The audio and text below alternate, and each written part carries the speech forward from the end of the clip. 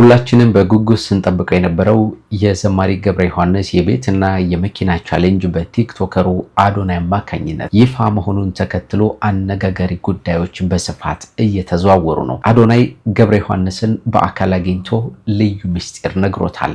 እኔም በጣም በአቅሜ እየጣርኩኝ ነበረ ደግ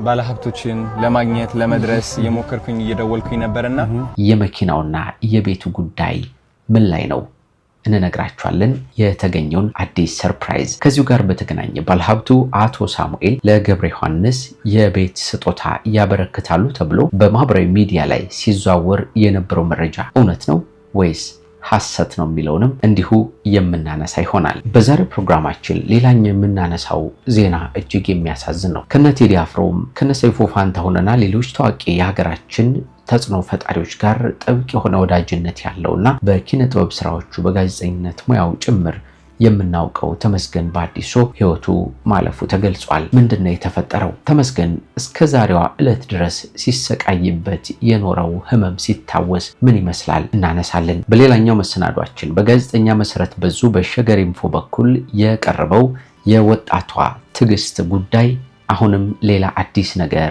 ተገኝቶበታል። በተለይ በቅርቡ በአስተናጋጅነት ተሰራበት ከነበረው ቤት አዲስ ምስጢር መውጣቱ ተገልጿል። ስትሰራበት በነበረው በዚህ ቦታ ላይ አለቃዋ የነበረው ግለሰብ የተናገራቸው አስገራሚ ንግግሮችም አሉ፣ እንነግራችኋለን። በማህበራዊ ሚዲያ ላይ በጣም በርካታ መልካም ስራዎችን ሲሰራ የምናውቀው ተወዳጁ ኑቲ ዳሎል ላይ ከባድ የሚባል ተቃውሞ በአንድ ግለሰብ አማካኝነት ተነስቶበታል። ወላይታ ጭበረበራቸው ሰዎች ደርሶኝ አዲስ አበባ ኑቲ ዳሎልም እኔም በጉዳዩ ላይ ምላሽ አለኝ ሲል ሐሳቡን አስቀምጧል። እስቲ እኔ ከማወራ አዳማና ወላይታ ሶዶ የነበራችሁ ሰዎች የከፈላችሁት ነገር አለ? ምንድነው የተነሳበት ተቃውሞ?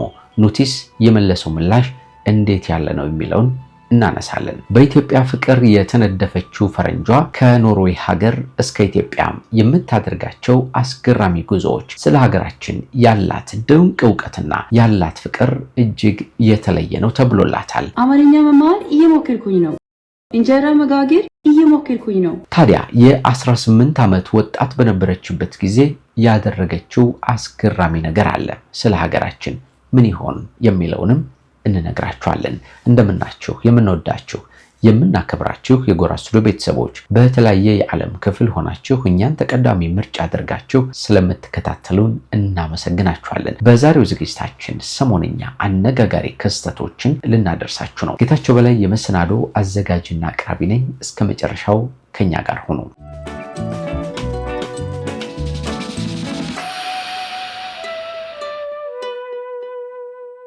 ወጣቱን ብዙዎቻችሁ በዚህ በማህበራዊ ሚዲያ ላይ ታውቁታላችሁ ብዬ አስባለሁ።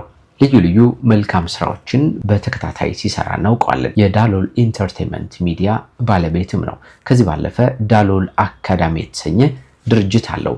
የሶሻል ሚዲያ ስልጠና የሚሰጥበት ነው። ሌላኛው ዳሎል ገበያ የተሰኘ ልዩ ልዩ የካሜራና መሰል እቃዎችን የሚሸጥበት ድርጅት ባለቤትም ነው። ከዚህ ባለፈም ሜዲካል ዶክተርም ሆኖ እያገለገለ ይገኛል ሀገሩን። ታዲያ በዳሎል አካዳሚ አማካኝነት የሚሰጠው ስልጠና የበርካታ ወጣቶችን ህይወት የሚቀይር እንደሆነም ሲገለጽ ነበር የቆየው። ከቅርብ ጊዜያት ወዲህ ደግሞ በተወለደባት በወላይታ ሶዶ የባለቤቱ ከተማ በሆነችው በአዳማ ሰሞኑን ደግሞ በሐዋሳ ከተማ ስልጠናዎችን እየሰጠና ለመስጠት ዝግጅት ላይ እንደሆነ እናውቃለን። በተለይ በወላይታ ሶዶ ያደረገው ቆይታ በጣም የሚደንቅ ነው። በጣም በርካታ ወጣቶች እናመሰግናለን ብለው በትልቅ አዳራሽ ላይ ነው ስልጠናውን ሲከታተሉት የነበረው። ከዛ ተመልሶ ደግሞ በአዳማ የተደረገው ስልጠና ልክ እንደዛው ሁሉ ያማረ የደመቀ ብዙ ሰዎች የተሳተፉበት እንደነበርም እንዲሁም እናስታውሳለን። በሁለቱም ቦታዎች ላይ ደግሞ ልዩ ልዩ ስጦታዎችን ለኑቲ እናመሰግናለን በሚል ከወጣቶቹ ስጦታዎች ሲበረከትለት ተመልክተናል። ደግሞ አሁን በሐዋሳ ከተማ የሚሰጠውን ስልጠና እንዲህ እየተዘጋጀ ነበር። በዚህ መሃል ግን ያልተጠበቀ ተቃውሞ ገጥሞታል። ይህም ቪዲዮ ስሙት። 25 ሚሊዮን ብር በጠራራ ፀሐይ ዩኒታ እንዴት እንደሚያጭበርባችሁ ልንገራችሁ። እግዚአብሔር ምስክሬ ነው። 5,000 ብር ክፈሉኝና 5,000 ሰው አሰለጥናችኋለሁ፣ በወር 150 ሚሊዮን ብር እንድታገኙ አረጋችኋለሁ ብሎ ወላይታ ጭበረበረ። በየክልሉ ዞራሉ ብሎ እኮ ነው። እሱ ብቻ ወር ስንት ብር እንደሚሰራ ታውቃለህ? 25 ሚሊዮን ብር ነው። 5,000 ሰው ሰልጣኞቹ ሁሉ 5,000 ብር እንዲከፍሉት ያደረገ ነው። ወላይታ ያጭበረበራቸው ሰዎች ደርሶኝ አዲስ አበባ እኔ እኮ አዲስ አበባ የመሀል ሀገር ሰው እንደዚህ ፋራ መቼ ነው የሆናችሁት? ቆይ እናንተን አጭበረበረ እኔ ያለሁበት ቦታ ብትመጣ እስር ቤት ነው የምከተል እናቴ ትሙት።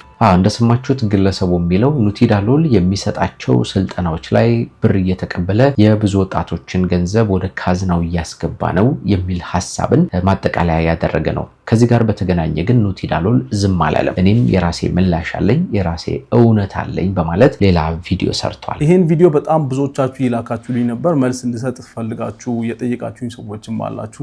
እስቲ እኔ ከማወራ አዳማና ወላይታ ሶዶ የነበራችሁ ሰዎች የከፈላችሁት ነገር አለ? እስቲ እናንተ ኮሜንት ላይ ንገሩኝ።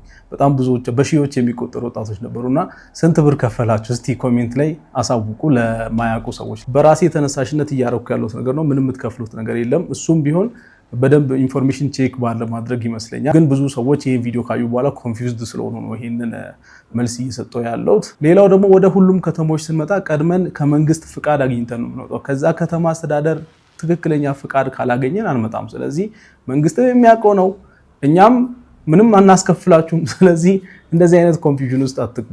ይሄ ነው እውነታው ማለት ነው። በነገራችን ላይ ኑቲ ነገ ቅዳሜ ነው በሐዋሳ የሚያደርገውን ስልጠና የሚቀጥለውና ይህንን ስልጠና ለማሰልጠን ለሚመዘገቡ ሰዎች ቅስቀሳ በሚያደርግበት ጊዜ ታዲያ በነፃ ነው የምንመዘግበው፣ እኛ ምንም አይነት ክፍያ አይጠየቅም፣ ክፍያ የሚጠይቋችሁ አካላት ካሉ ለእኔ ያሳውቁኝ በማለት ሀሳቡን ሲያስቀምጥ ነበር። በሌላ በኩል ደግሞ ስልጠና የተሰጣቸው በወላይታ ሶዶና በአዳማ የነበሩ ወጣቶችም ስልጠናው በነፃ ነው የሚል ሀሳብ አስተያየታቸውን ኮሜንት ላይ ሲያስቀምጡ ተመልክቻለሁና ለማንኛውም በአንድ በኩል የመጣበት ተቃውሞ ይሄ ነው። በሌላ በኩል ደግሞ ኑቲ ውሸት ነው፣ እኔ ምንም አይነት ክፍያ አልጠየቅኩም የሚል ሀሳቡን አስቀምጠዋል ማለት ነው። ከኑቲ ጋር በተገናኘ የተፈጠረው ውዝግብ ባጭሩ ወደ እናንተ ሲደርስ ይህን ይመስላል። እንቀጥል ወደ መረጃዎቻችን። በጣም ብዙዎቻችን በጉጉት ስንጠብቀው የነበረው የዘማሪ ገብረ ዮሐንስ ገብረ ጻዲቅ የመኪናና የቤት ቻሌንጅ ጉዳይ አሁን በአዲስ ነገር ተከስቷል። ቲክቶከሩ አዶናይ ትናንት እንዳተኙ እንቅልፍ የለም የሚል ቪዲዮ እንዲህ ሰርቶ ነበር። ጠብቁ፣ የሚገራርሙ ቭሎጎች ይለቀቃሉ፣ ጠብቁ እንዳተኙ ፕሮሚስ። ይህን ካለ በኋላ ደግሞ እጅግ የሚገራርሙ ቪዲዮዎች ወደ ተመልካቾቹ መቅረብ ጀመሩ። በጣም በርካታ የቤተክርስቲያን ዘማሪዎች ያማረ ልብስ ለብሰው እህቶቹ አበባ ጨብጠው በሚያምር መልኩ በሚያምር መድረክ ላይ ገብረ ዮሐንስን በልዩ አቀባበል ነበረ የተቀበሉት። አዶናይም እሱን ሲያገኘው ትልቅ ደስታ እንደተሰማው ገልጾለት ነበር። ገብረ ዮሐንስም እንዲሁ። ከዚያም ወደ መቀመጫቸው ተቀምጠው አንድ ምስጢር አወሩ። እንዲህ አሉ። ዛሬ እንግዲህ የተገናኘ ነው የመኪና ሹፌር እና የቤት ቻሌንጅ ለማስጀመር ነው። እኔም በጣም በአቅሜ እየጣርኩኝ ነበረ። ደግ ባለሀብቶችን ለማግኘት ለመድረስ እየሞከርኩኝ እየደወልኩኝ ነበርና በጣም ደስ ብሎኛል። መኪናና ሹፌር የሚገዙ ካምፓኒ ተገኝተዋል። በጣም ደስታ ተሰምቶኛል። ጾም ሆነ ይልልን አይሎ ቀውጢና እንደሰማነው ነው የቤቱንና የመኪናውን ቻሌንጅ በይፋ ጀምረናል ብሏል አዶናይ። ሾፌር እንዲሁም መኪና የሚገዛ ሰው ተገኝቷል ብሏል። በጣም ደስ ይላል። አሁን ሁላችንም ግልጽ ያልሆነልን የቤቱ ጉዳይ ነው። አዶናይም በዚህ ጉዳይ ላይ በግልጽ የተናገረው ነገር የለም እስካሁን በሰራው ቪዲዮ ማለት ነው። ከዚህ በኋላ ሊሰራ ይችላል እና የቤቱ ጉዳይ በቻሌንጅ እንደተያዘ ነው። ማለትም ቤት ሊገዛለት የሚችል ሰው ካለ በተለያየ መንገድ ቻሌንጁ ላይ መሳተፍ የሚችል መሆኑን ነው እስካሁን እኔ በቪዲዮቹ ላይ የተረዳሁት። በሌላ በኩል ደግሞ ተወዳጁን ባለሀብት አቶ ሳሙኤል ታፈሰን በተመለከተ የወጣ መረጃ ነበር። አቶ ሳሙኤል ለገብረ ዮሐንስ የቤት ስጦታ አበርክተዋል፣ ሰጥተዋል በሚል በተለይ በትናንትናው ዕለት በበርካታ የማህበራዊ ሚዲያ ገጾች ላይ ሲዘዋወር ነበር ጉዳዩና ከዚህ ጋር በተገናኘ ታማኝ የሆነ መረጃ ምንጭ እስካሁን አላገኘሁም። እኔ በበኩሌ የተወሩ ወሬዎች አሉ፣ እውነት ይሁን ውሸት አዶናይም በግልጽ አልተናገረም። አቶ ሳሙኤልም እንዲሁ የገለጹት ነገር የለም። ገብረ ዮሐንስም እንደዚያው። ከዚህ ጋር በተገናኘ ግልጽ የሆነ ነገር ስላልወጣ ይሄ ነው ብለን መደምደም ባንችልም እንደ ጭምጭምታ ግን በእንዲህ አይነት መንገድ ነው እየተወራ የሚገኘው። ለማንኛውም የቤቱ ጉዳይ በግልጽ የወጣ ነገር ሲኖር ደግሞ እናሳውቃችኋለን። የመኪናው ነገር ከተቋጨ ቤቱም ጥሩ ተስፋ እንደሚኖረው ነው ማስበው። ገብረ ዮሐንስ በቅርቡ የቤትና የመኪና ባለቤት ሆኖ ወደ ቤቱ እንደሚመለስ ምንም ጥርጥር የለኝም። አዶናይ በነገራችን ላይ የሚያደርጋቸው የበጎ ስራዎች እንደቀጠሉ ናቸው የሚገኘው። ለልብ ህሙማን ህፃናት የሚያገለግል የገቢ ማሰባሰቢያ ፕሮግራም በአሜሪካን ሀገር ሊከናወን ነው። በዚህም አዶናይ አምባሳደር ሆኖ ተሳታፊ ይሆናል። በገቢ ማሰባሰቢያው ላይ የበጎ ስራዎቹ እንደ ጉድ ነው እየቀጠሉ የሚገኘው። በጣም ደስ ይላል። እግዚአብሔር ይስጥህ ለማለት እንፈልጋለን አዶናይ።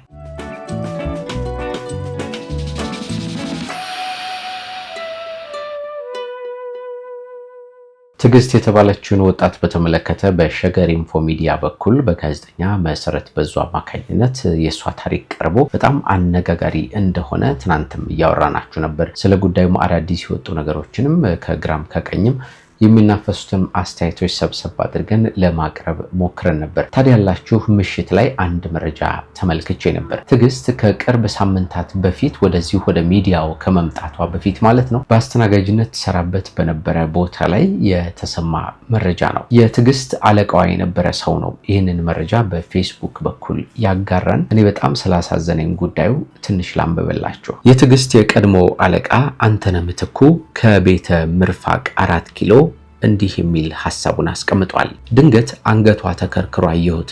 ባርማኑ ጋር ድራፍት እያስቀዳች ነበረም። ነገር ወዲህ ነው። 4 ኪሎ ቤተ ምርፋቅ ባርና ሬስቶራንት ዋና ስራ አስኪያጅ ነኝ በማለት ይቀጥላል። ከሰራተኞች ጋር ያለኝ የስራ ግንኙነት በጣም ጥሩ የሚባል ነው። አለ አይደል የሰውን ችግር መረዳት ከቁም ነገር አዘል ቀልድ ጋርም ተያይዞ ጥሎብኝ ምስጢራቸውንም ሳይቀር ያወሩኛል። በቅርቡ ታዲያ ከመገናኛ 22 አካባቢ ደላላ ይላክልን ቆንጆ ቢጤ ነች፣ ትግስት ትባላለች። አንገቷን ሳየው ተከርክሯል። ከአንገቷ ማተብ በላይ ደምቆ የሚታየው ክርክሩ ነበር በማለት ያንን ጊዜ ያስታውሳል። አንተነህ እየተናገረ የሚገኘው እንግዲህ አዲስ ተቀጣሪ ሆና እሱ ወደሚሰራበት ባርና ሬስቶራንት ውስጥ በአስተናጋጅነት ለመስራት ወደሱ ስትመጣ የተመለከተውን የመጀመሪያ ጊዜ ነው እየተናገረ የሚገኘው። አንገቷ ክርክር ሆኖ ሳየው ሞክረሽ ነበር እንደ ወደ ፈጣሪ ለመሄድ ብዬ ቀለድኩ በማለት ሐሳቡን ያስቀምጣል። እሷም ፈገግ አለች። ጓደኞቿም ሳቁና ከዚያ እንተዋወቅ አለቃሽ ነኝ ብዬ ተዋወቅን ሲል ያስታውሳል። በነጋታው ጽዳት ነበርና የሆቴሉን ወንበር ዝቅ ብላ ለማንሳት ስትቸገር ተመለከትኳት። እርጉዝ ስለመሰለችን እኛም ስራውን እንዳትሰራ ተውናት በማለት ይናገራል። ዩኒፎርም የሸፈነው የአካሏ ቅርጽ እጅግ ያማረ የልጅነት መልኳ ከፊቷ ላይ ይነበብ ነበር በማለትም ነው የሚናገረው። መከራ፣ ስቃይ፣ ጉስቁልና፣ መራራነትን ያየችም አትመስልም። እርቃኗ በልብስ ተከድኖ የደላት እንጂ ፍትህን የምትማጸን አትመስልም ነበር በማለት ነው የሚናገረው። ከቀኑ 8 ሰዓት ስራ ትጀምርና እስከ ሌሊቱ 7 ሰዓት ድረስ ቆማ ታስተናግዳለች። ብርጭቆ ወዲህ ወዲያ ታደርጋለች። በጣም በበርካታ ጎረምሳዎች በሚያመናጭቁ ሰዎች መሃል ቻል አድርጋ ይህንን ህመም ሁሉ ደብቃ ስራዋን ትሰራ ነበር እያለ ነው የሚተርከው። በሌላ መንገድ በሚመለከቱ ወጣቶች መካከል ተከባ ድራፍት፣ ቢራ፣ የአልኮል መጠጦችን ታመጣላቸዋለች። ህመሟን ግን እኛ አናውቅም ነበር።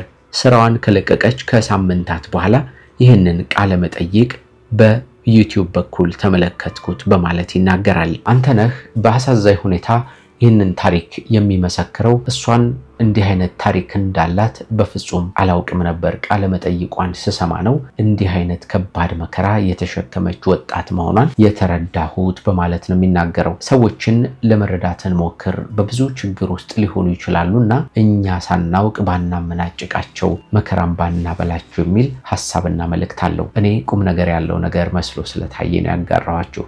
ደግሞ እንቀጥል።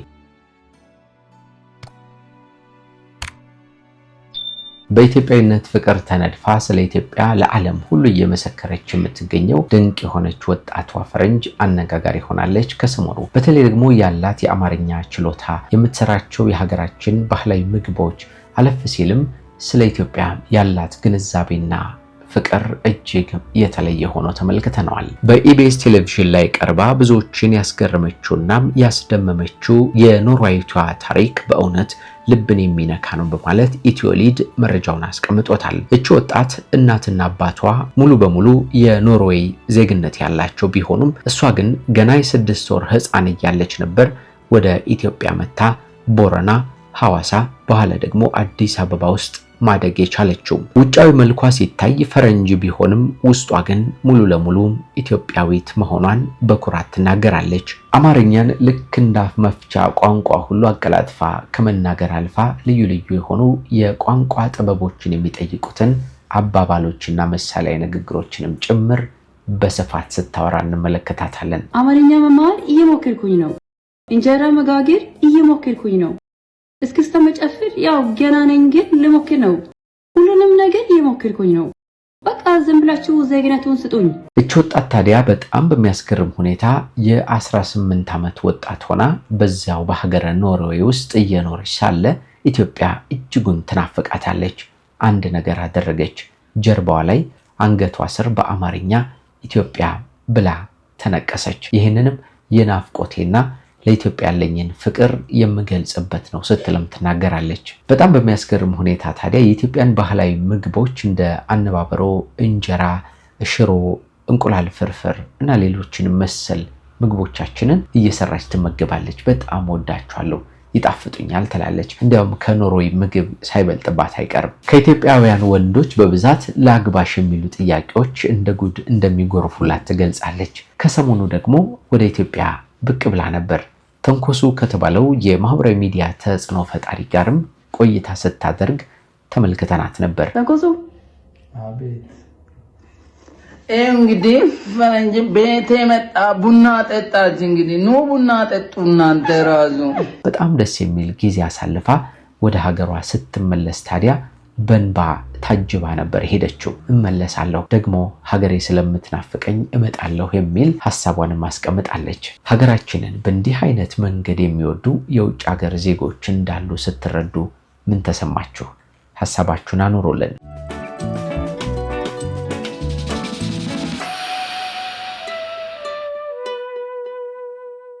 ጋዜጠኛና ኮሜዲያን ተመስገን ባዲሶ ህይወቱ ማለፉ ነው የተገለጸው። ተመስገን እጅግ በሚያሳዝን ሁኔታ በህመም ሲሰቃይ ነበር የኖረው። በጣም በርካታ ሰዎች ጋር ይተዋወቃል።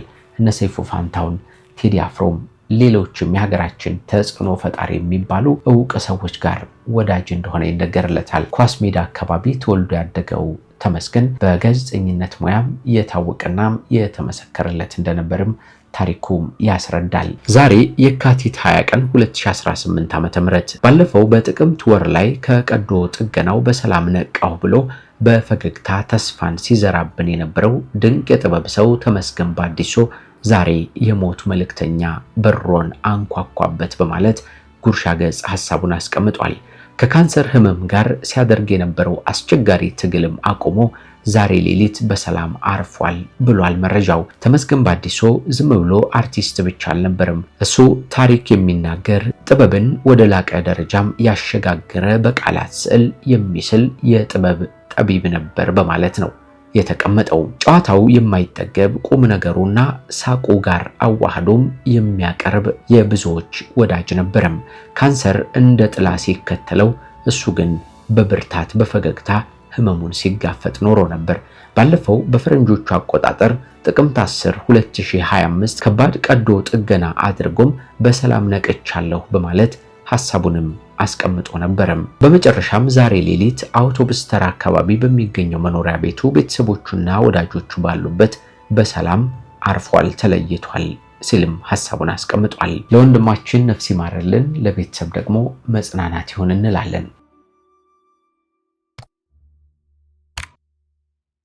እጅግ የምንወዳችሁ የምናከብራችሁ የጎራ ስቱዲዮ ቤተሰቦች በተለያየ የዓለም ክፍል ሆናችሁ እኛን ተቀዳሚ ምርጫ አድርጋችሁ ስለምትከታተሉን እናመሰግናችኋለን። ጎራ ስቱዲዮ ወቅታዊ፣ ማህበራዊ፣ አዝናኝና አስተማሪ ሆኑ ልዩ ልዩ ታሪኮችን እየዳሰሰ እንዲህ ወደ እናንተ ውድ ተመልካቾች የሚያቀርብላችሁ ሚዲያችን ነው። በዛሬው ዝግጅታችን የሰሞንኛ ወቅታዊ አነጋጋሪ ክስተቶችን አንስተን እንዲህ አጋራናችሁ። ጌታቸው በላይ አብሬያችሁ ቆይታ አድርጌያለሁ። ቻናላችን ጎራ ስቱዲዮ በጣም በርካታ ተመልካቾች ያሉት ሚዲያ ቢሆንም ነገር ግን ከተመልካቾቹ መካከል አብዛኞቹ ሰብስክራይብ ሳያደርጉ የሚያዩ ናቸው ብሎ ዳታው ይነግረናል። ስለዚህ ሰብስክራይብ አድርጉን። ምን ተጠብቃላችሁ? ደግሞ በሚቀጥለው በሌሎች አዳዲስ ክስተቶች እንገናኛለን። እስከዚያ ሰላም ቆዩልን።